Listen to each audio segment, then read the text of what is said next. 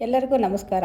ಪ್ರತಿಯೊಬ್ಬ ಕನ್ನಡಿಗರು ಬಯಸೋದು ಕರ್ನಾಟಕದೆಲ್ಲೆಡೆ ಕೇಳಲಿ ಕನ್ನಡ ಕಾಣಲಿ ಕನ್ನಡ ಅಂತಾಗಬೇಕು ಅಂತ. ಅದಕ್ಕೆ ಪೂರಕವೆಂಬಂತೆ ಕರ್ನಾಟಕ ಸರ್ಕಾರದ ಕನ್ನಡ ಅಭಿವೃದ್ಧಿ ಪ್ರಾಧಿಕಾರದ ವತಿಯಿಂದ 2022-23ರ ಕನ್ನಡ ಭಾಷಾ ಸಮಗ್ರ ಅಭಿವೃದ್ಧಿ ಅಧಿನಿಯಮದಲ್ಲಿ ಒಂದಿಷ್ಟು ಕನ್ನಡ ಬಳಕೆ, ಕಲಿಕೆ ಮತ್ತು ಅಳವಡಿಸಿಕೊಳ್ಳುವ ನಿಟ್ಟಿನಲ್ಲಿ ಕೆಲವು ಕಾನೂನುಗಳನ್ನು ರಚಿಸಿ ಅನುಷ್ಠಾನ ಮಾಡಲಾಗಿದೆ.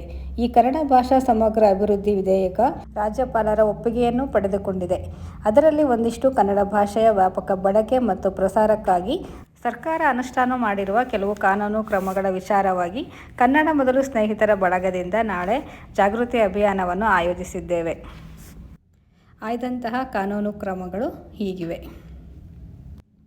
ಮೊದಲನೆಯದಾಗಿ, ಅಧಿಕಾರಿಗಳ ಹೆಸರು ಮತ್ತು ಪದನಾಮಗಳನ್ನು ಸೂಚಿಸುವ ಫಲಕಗಳು ಪ್ರಮುಖವಾಗಿ ಕನ್ನಡದಲ್ಲಿ ಇರತಕ್ಕದ್ದು. ಎರಡನೆಯದಾಗಿ, ಸರ್ಕಾರ ಸಂಬಂಧಿತ ಸಂಸ್ಥೆಗಳ ಫಲಕ, ಜಾಹೀರಾತು, ರಸೀದಿ, ಬಿಲ್ಲು, ನೋಟಿಸುಗಳು ಇತ್ಯಾದಿ ಪ್ರಮುಖವಾಗಿ ಕನ್ನಡದಲ್ಲಿ ಇರತಕ್ಕದ್ದು.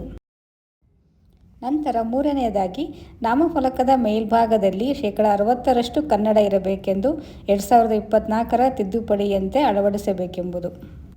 ನಂತರ ನಾಲ್ಕನೆಯದಾಗಿ, 100ಕ್ಕಿಂತಲೂ ಹೆಚ್ಚಿನ ಉದ್ಯೋಗಿಗಳನ್ನು ಹೊಂದಿರುವ ಯಾವುದೇ ಸಂಸ್ಥೆಗಳು ಕನ್ನಡ ಕೋಶ ಮತ್ತು ಕನ್ನಡ ಕಲಿಕಾ ಘಟಕವನ್ನು ಸ್ಥಾಪಿಸತಕ್ಕದ್ದು.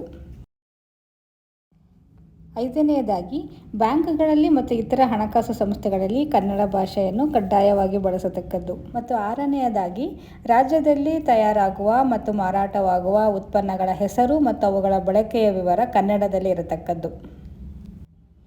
ನಂತರ ಜಾಗೃತಿ ಅಭಿಯಾನಕ್ಕೆ ತೆಗೆದುಕೊಂಡಂಥ 7ನೇ ಕಾನೂನು ಕ್ರಮವೇನೆಂದರೆ, ಸಾರ್ವಜನಿಕರ ಮಾಹಿತಿಗಾಗಿ ಪ್ರಕಟಿಸಲಾದ ಜಾಹೀರಾತು ಮತ್ತು ಸೂಚನೆಗಳೆಲ್ಲವೂ 60% ಕನ್ನಡದಲ್ಲಿ ಇರತಕ್ಕದ್ದು.